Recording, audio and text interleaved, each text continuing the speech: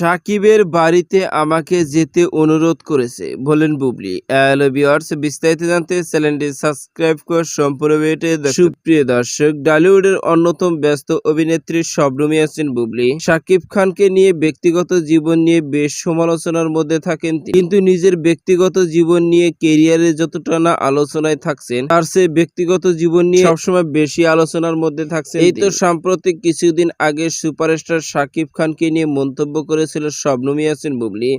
তার পরিপ্রেক্ষিতে শবনম ইয়াসমিন বুবলিকে নিয়ে মন্তব্য করে সাকিব খানের পরিবার।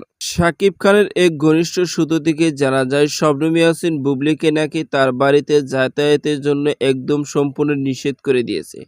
আর তারপর থেকে সোশ্যাল মিডিয়ায় চলছে সাকিব বুবলিকে নিয়ে নানা রকম মন্তব্য।